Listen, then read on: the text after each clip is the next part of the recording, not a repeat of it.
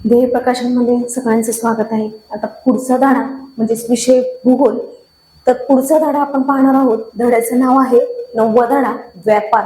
आता या धड्यामध्ये व्यापारांविषयी माहिती दिलेली. तर कोणती माहिती दिली, काय काय माहिती आहे ते अभ्यासणार आहोत आपण.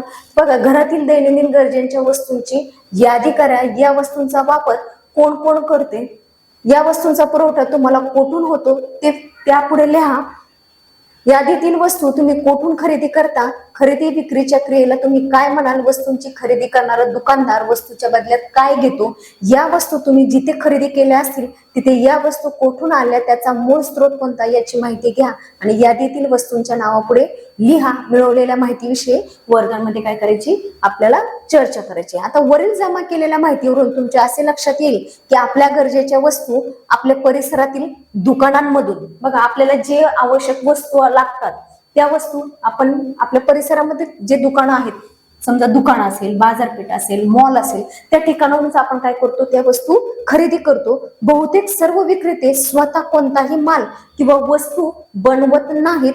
त्या वस्तू ते कुठून तरी काय करतात, मागवतात, आणतात आणि या सगळ्याच वस्तू आपल्या परिसरात तयार होतात असे नाही. या वस्तू अनेक दूरदूरच्या ठिकाणी तयार होतात. घाऊक बाजारपेठ, कारखाने, कृषी उत्पादन बाजार समित्या इत्यादी ठिकाणाहून या वस्तू प्रथम किरकोळ विक्रेत्याकडे पुढे आल्यापर्यंत पोहोचतात.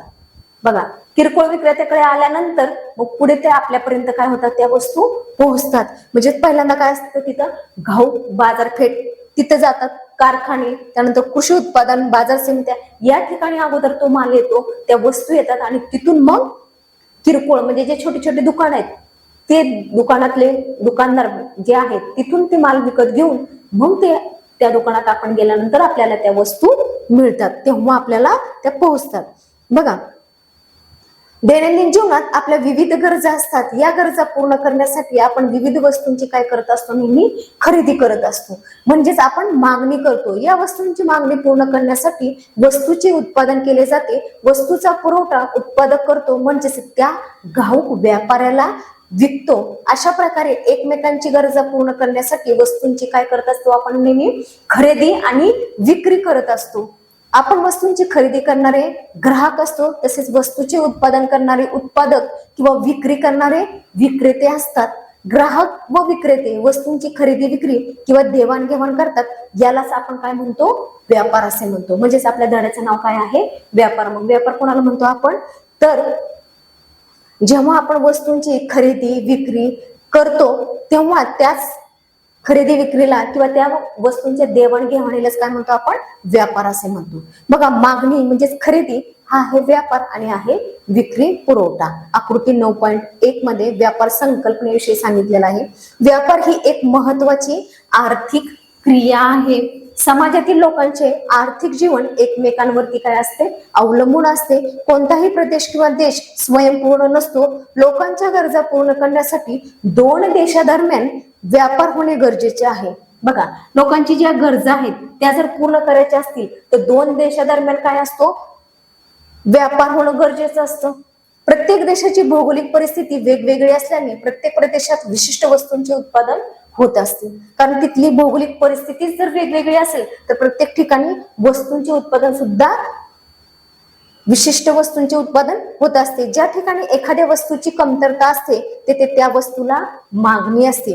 मग एखादी वस्तू जर कमी प्रमाणात असेल तिथं खूप जणांना ती वस्तू हवीशी असते, मग ते मागणी करतात की आम्हाला ही वस्तू पाहिजे. किंवा बघा, आपलंच उदाहरण घ्या, आपल्याला एखादं पुस्तक पाहिजे, परीक्षेला बसायचे, आपल्याकडे पुस्तक नसेल तर आपण कुठे जातो, पुस्तकाच्या दुकानात जातो आणि तिथे सांगतो की मला हे पुस्तक पाहिजे. दुकानदार लगेच म्हणतो की हे पुस्तक कालच संपले, आता पुस्तक अवेलेबल नाही, तुम्ही 2-3 दिवसांनी या. तेव्हा आपण लगेच सांगतो की माझी परीक्षा 2-3 दिवसावर आलेली, तर मला काय करा, हे पुस्तक उपलब्ध करून द्या. मी मागणी करतो तुम्हाला की मला एवढा एवढा स्टॉक पाहिजे. तेव्हा ते दुकानदार काय करतो, पुढे मागणी करतो की अशा अशा प्रकारचे मला पुस्तकाचा स्टॉक हवा आहे. तेथून त्या वस्तूचा पुरवठा होतो. अशा प्रकारे अतिरिक्त उत्पादन असणाऱ्या प्रदेशाकडून तुटवडा असलेल्या प्रदेशाकडून वस्तूंच्या मागणीनुसार पुरवठा होत असतो. उदाहरणार्थ जम्मू काश्मीरमध्ये होणारे सफरचंदाचे उत्पादन भारतातील इतर राज्यात मागणी असलेल्या ठिकाणी पाठवले जाते. म्हणजे सफरचंदाचं उत्पन्न कुठं होतं तर जम्मू काश्मीरमध्ये. व्यापार ही संकल्पना अति प्राचीन काळापासून अस्तित्वात आहे. प्राचीन व मध्ययुगीन काळात व्यापार हा वस्तू विनिमय पद्धतीद्वारे होत असे. यामध्ये वस्तूंच्या बदल्यात वस्तूंची देवाणघेवाण होत असते. श्रमाच्या मोबदल्यात धान्य किंवा धान्याच्या मोबदल्यात तेल, मीठ, मध, दूध इत्यादी पदार्थांची देवाणघेवाण होत असते. या व्यापारात चलनाचा वापर होत नव्हता. घरातील जुन्या कपड्यांच्या मोबदल्यात भांडी, डब्बे देणारे व्यवसायही आजही दिसतात. बघा, आज इथे या चित्रांमध्ये दाखवले बघा, वस्तू विनिमय पद्धत म्हणजे जेवढे आपण कपडे देऊ तेवढ्या वजनावरतीच त्यांनी काय करतात ते भांडे मोजून देतात. म्हणजे अजूनही आता देखील हे दिसून येतं. परंतु यामध्ये वस्तूंचे योग्य मूल्य ठरवताना अडचणी निर्माण होतात.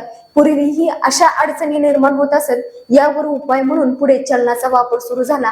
आज आधुनिक जगात चलनाद्वारेच व्यापार होतो. परंतु आजही काही दुर्गम भागात आदिवासी जमातींमध्ये अल्प प्रमाणात वस्तू विनिमय पद्धत अस्तित्वात आहे. कुठे आहे तर आदिवासी जमातींमध्ये. आता व्यापारांमध्ये वस्तूंची खरेदी विक्री होते हे आपण पाहिले, पण वस्तूंची देवाणघेवाण न होता सुद्धा व्यापार होतो. बघा, भाजीवाल्याला पैसे देऊन त्या बदल्यात आपण काय घेतो, भाजी घेतो. पुस्तकाची किंमत देऊन त्या बदल्यात पुस्तक मिळते. वाहनातून प्रवास केल्याबद्दल शुल्क द्यावे लागते, म्हणजेच पैसे द्यावे लागतात. त्या बदल्यात कोणती वस्तू मिळते का, नाही मिळत. तर डॉक्टर, वकील यांच्याकडून मिळालेल्या सल्ल्याबद्दल मोबदला द्यावा लागतो. त्या बदल्यात कोणती वस्तू मिळते, तुम्ही सिनेमाला जाता तेव्हा सिनेमागृहात जाण्यासाठी तिकिटाचे शुल्क देऊन तिकीट घ्यावे लागते. तुम्ही केश कर्तनालयात जाऊन केस कापून घेता व त्यासाठी तुम्ही मोबदला देता. वरील घटनांमध्ये जेव्हा दृश्य वस्तूंची खरेदी विक्री होते तेव्हा त्यास दृश्य व्यापार म्हणतात.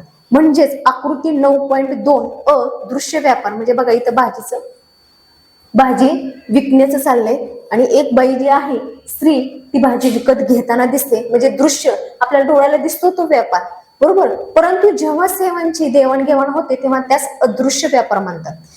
उदाहरणार्थ इकडे बघा, आकृती 9.2 अदृश्य व्यापार आहे, पाहिजे. व्यापारांचे प्रकार पण दाखवलेले आहेत तिथं. वस्तूंच्या प्रमाणानुसार वस्तूंची नग संख्या म्हणजेच त्या वस्तूंची संख्या, त्यानंतर प्रदेश विस्तारानुसार देखील 2 भाग आहेत. मग वस्तूंच्या प्रमाणानुसार 2 प्रकार कोणते तर घाऊक व्यापार आणि किरकोळ व्यापार. आणि प्रदेश विस्तारानुसार 2 प्रकार पडतात, तर अंतर्गत व्यापार आणि आंतरराष्ट्रीय बहिर्गत व्यापार. बघा, वस्तूंच्या प्रमाणानुसार वस्तूंच्या संख्येच्या प्रमाणानुसार घाऊक व्यापार व किरकोळ व्यापार असे 2 प्रकार पडतात. मग घाऊक व्यापार कशाला म्हणायचं तर व्यापारी मोठ्या प्रमाणावर मालाचे काय करत असतात, त्या ठिकाणी खरेदी करतात आणि उत्पादनांकडून ही खरेदी थेट केली जाते. खरेदी केलेल्या मालाची विक्री देखील ही मोठ्या प्रमाणावर किरकोळ व्यापाऱ्यांना केली जाते. त्यावेळेस होणारा व्यापार म्हणजेच काय असतो, हा घाऊक व्यापार असतो. कारखानदार, शेतकरी इत्यादींकडून घाऊक व्यापारी मोठ्या प्रमाणावर मालाची खरेदी करतात. उदाहरणार्थ म्हणून इथं दाखवलेलं आहे त्यांनी की आंब्याचे किंवा संत्र्यांचे बागायतदार बागेतील संपूर्ण उत्पादन घाऊक व्यापाऱ्यालाच काय करत असतात, ते विकतात. आता हे झालं घाऊक व्यापाराविषयी. आता पुढचं आहे किरकोळ व्यापार. आता किरकोळ व्यापारांमध्ये पाहूया, मोठ्या घाऊक व्यापाऱ्याकडून माल घेऊन व्यापारी थेट उपभोक्त्याला ते माल काय करतात, विकतात. अशा व्यापारास आपण काय म्हणतो, किरकोळ व्यापार म्हणतो. म्हणजे मोठा घाऊक व्यापाराकडून माल घेतलेला तो थेट व्यापाऱ्यांना जाऊन काय करतो, विकतो. यामध्ये वस्तूंचे प्रमाण काय असते, कमी असते. उदाहरणार्थ किरकोळ विक्री करणारे दुकानदार, मंडईमधील भाजी विक्रेते, इथं उदाहरण दिलेलं आहे. आता पुढचं आहे प्रदेश विस्तारानुसार मालाची खरेदी विक्री विविध स्तरावर होत असते. त्यानुसार स्थानिक, विभागीय, राष्ट्रीय व आंतरराष्ट्रीय असे व्यापाराचे प्रकार होतात. बघा, देशांतर्गत व्यापार म्हणजेच अंतर्गत व्यापार. एकाच देशातील वेगवेगळ्या प्रदेशांमध्ये हा व्यापार होतो. देशाचा आकार, साधनांची उपलब्धता, विविधता आणि वितरण यांचा परिणाम प्रामुख्याने देशांतर्गत व्यापारावर होतो. लोकसंख्येचे प्रमाण, वाहतूक, संदेशवहन सुविधा, लोकांचे राहणीमान, विपणन व्यवस्था यांचाही परिणाम देशांतर्गत व्यापारावर होत असतो. भारतात भौगोलिक घटकातील विविधता आणि जास्त लोकसंख्या या घटकामुळे अंतर्गत व्यापार मोठ्या प्रमाणावर होतो. अंतर्गत व्यापाराच्या विकासावर देशाचा विकास अवलंबून असतो. आर्थिक विकास जर जास्त असेल तर व्यापारही जास्त असतो, म्हणजेच हा संबंध धनात्मक असतो. आता आंतरराष्ट्रीय व्यापार बघूया की आंतरराष्ट्रीय व्यापार म्हणजे एका देशाचा इतर देशाशी होणारा वस्तू व सेवा यांचा विनिमय होय. आता काही देशांमध्ये विशिष्ट वस्तूंचे अतिरिक्त उत्पादन होते, ते मागणी असलेल्या देशांकडे पाठवले जाते. यातूनच आंतरराष्ट्रीय व्यापाराची सुरुवात होते. पहा, आंतरराष्ट्रीय व्यापार जेव्हा दोन देशांमध्ये होतो तेव्हा त्या व्यापाराला काय म्हणतात, कोणता व्यापार म्हणतात, तर द्विपक्षीय व्यापार असे म्हणतात. जेव्हा दोन देशांमध्ये होतो, जेव्हा आंतरराष्ट्रीय व्यापार दोन पेक्षा अधिक देशांदरम्यान होतो तेव्हा त्या व्यापारास काय म्हणतात, बहुपक्षीय. कारण इथं फक्त दोनच देशांमध्ये हा व्यापार होतो का, नाही, तर दोन पेक्षा जास्त देशांमध्ये होतो, म्हणून इथं बहुपक्षीय व्यापार असे म्हणतात. तर काही देश त्यांच्या गरजेपेक्षा जास्त वस्तूचे उत्पादन करतात. उदाहरणार्थ सौदी अरेबिया, कुवेत इत्यादी देशांमध्ये होणारे खनिज तेल उत्पादन, कॅनडा, संयुक्त संस्थाने इत्यादी देशातील गहू उत्पादन, हे उत्पादन मागणी करणाऱ्या देशांना पुरवले जाते. आता आयात व निर्यात. आता आयात आणि निर्यात पहा, या आंतरराष्ट्रीय व्यापारातील मूलभूत क्रिया आहेत. जेव्हा एखादा देश आपल्याकडे कमतरता असलेल्या वस्तू किंवा सेवा इतर देशाकडून जेव्हा तो विकत घेतो तेव्हा त्या क्रियेला काय म्हणतात, आयात. म्हणजे एखादी वस्तू आपण विकत घेतो त्याला आयात असे म्हटले जाते. जेव्हा एखाद्या देशात गरजेपेक्षा जास्त उत्पादन केले जाते आणि ते उत्पादन गरज असलेल्या देशांना काय केलं जातं, विकले जाते, तेव्हा त्यांना काय म्हणतात, निर्यात. बघा, आयात कशाला म्हणायचं आणि निर्यात. जेव्हा आपण वस्तू एखाद्या देशाकडून घेतो विकत त्याला आयात म्हणतो आणि वस्तू देणे म्हणजे विकणे त्याला काय म्हणतात, निर्यात असं म्हणतात. एखाद्या देशाचे आता व्यापार संतुलन बघूया. एखाद्या देशाच्या विशिष्ट काळातील आयात व निर्यात मूल्यांमध्ये असलेला फरक म्हणजेच काय असतो, तो व्यापार संतुलन असतो. व्यापार संतुलनाचे प्रकार पुढील प्रमाणे आहेत. जेव्हा आयातीचे मूल्य हे निर्यातीच्या मूल्यापेक्षा जास्त असते तेव्हा ते प्रतिकूल व्यापार संतुलन होय. पहा, इथं आयात आणि इथं निर्यात दाखवलेली आहे. आता आकृती 9.3 प्रतिकूल व्यापार संतुलन या आकृतीमध्ये दाखवले आयात आणि निर्यात. जेव्हा निर्यातीचे मूल्य हे आयातीच्या मूल्यापेक्षा जास्त असते तेव्हा ते अनुकूल व्यापार संतुलन असते. पहा, इथं दाखवले 9.3 या आकृतीमध्ये अनुकूल व्यापार संतुलन. पहा, इथं आयात आणि निर्यात फरक दोन्हीमध्ये दिसून येतो. जेव्हा आयात व निर्यात मूल्य जवळपास सारखे असते, जेव्हा आयात आणि निर्यात जेव्हा सारखे असते तेव्हा त्यास संतुलित व्यापार म्हणतात. बघा, कारण दोन्ही समान आहेत म्हणूनच ते काय आहे, संतुलित व्यापार आहे. आंतरराष्ट्रीय स्तरावरील व्यापार संघटना. आंतरराष्ट्रीय व्यापाराची प्रक्रिया स्थानिक स्वरूपाच्या व्यापारापेक्षा गुंतागुंतीची असते. हा व्यापार दोन किंवा अधिक देशांदरम्यान होतो. या व्यापारावर देशांमध्ये असलेली अर्थव्यवस्था, सरकारी धोरण, बाजारपेठ, कायदे, न्याय व्यवस्था, चलन, भाषा इत्यादी घटकांचा परिणाम होत असतो. देशादेशांमधील परस्परांचे राजनैतिक संबंध यामुळे सुद्धा आंतरराष्ट्रीय व्यापारावर परिणाम होतात. काही वेळेस व्यापार प्रक्रियेतील अडथळ्यांमुळे परस्पर संबंध व सलोख्यावर विपरीत परिणाम होतो. हे टाळण्यासाठी आंतरराष्ट्रीय आर्थिक व व्यापार संघटनांची गरज निर्माण झाली.